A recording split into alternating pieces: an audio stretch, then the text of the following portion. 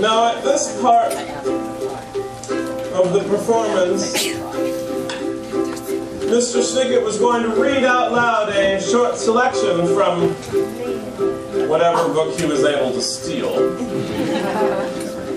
and illustrate his genius prose with percussive illustrations. But being as Mr. Snicket is not here, that's utterly impossible unless I find $200,000 or a pair of volunteers. A pair of volunteers, and there are requirements for volunteering. Not just any old slob can volunteer, there are requirements. The first requirement is that you must have limbs. If you have no arms or legs, if you are merely a torso, do not raise your hand. The other requirement is that the two volunteers are friends with one another. If you have no friends, if you spend your life weeping and moaning and wishing you had a friend to call your own, then once again you're being disappointed. You two women are friends? No. You won't be soon. Come on. I know that some of you were hoping to be chosen instead, but when you see the amount of pain and suffering that they go through, you'll be glad that it's them and not you. You'll come over here and stand. Oh, you brought another book? What a sucker.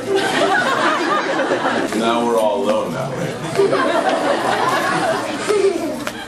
It is useless for me to describe to you how terrible Violet, Klaus, and even Sunny felt in the hours that followed.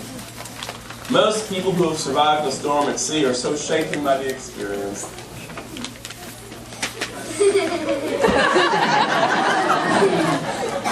I see the California school system is as typical as I feel. You've learned nothing about basic percussion, have you? Another child's left behind. Hold this. Most people who have survived a storm at sea are so shaken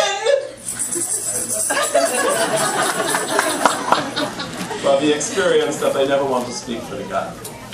And so if a writer wishes to describe a storm at sea, his only method of research is to stand on a large wooden boat with a notebook and pen, ready to take notes should a storm suddenly strike. Even the Democratic Congress will have this trouble. Ready to take notes should a storm suddenly strike! But I have already stood on a large wooden boat with a notebook and pen, ready to take notes should a storm suddenly strike! And by the time the storm cleared, I was so shaken! It's like I'm there. By the experience that I never wanted to speak of it again. So it is useless of me to describe the force of the wind.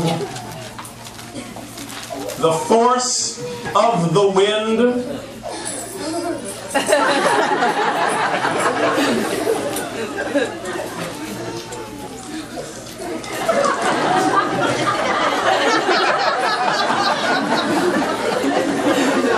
Now there are two ways of playing this percussion instrument. One way is to hold it very close to your body so that this sharp metal spring might jump up and hit your eye. The other, less suspenseful method is to hold it away from your body. Which method will you choose?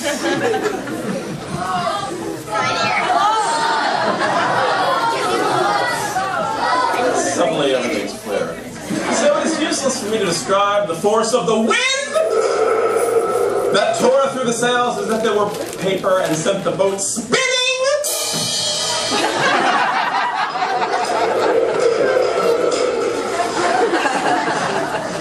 Yeah, you hold it on both, with both hands there, as if you were throttling a baby.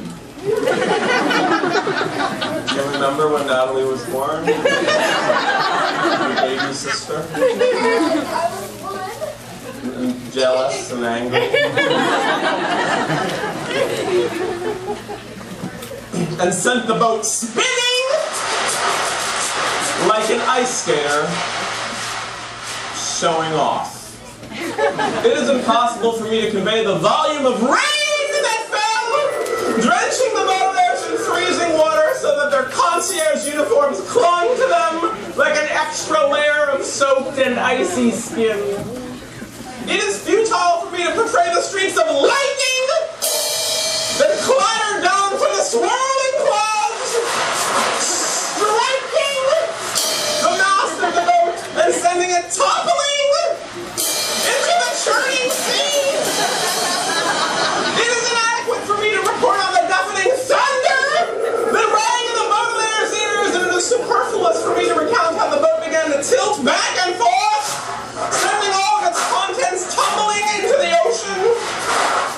It is worthless for me to specify the increasing size of the waves rising out of the water, first like shark fins, and then like tents, and finally like glaciers, their icy peaks climbing higher and higher and higher until they finally came crashing down on a soaked and crippled boat with an unearthly roar, like the laughter of some terrible beast.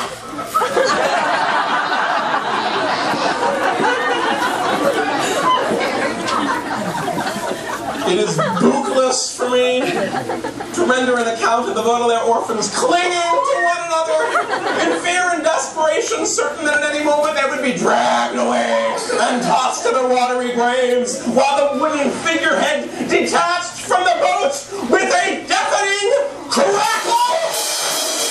No! That was the big finale.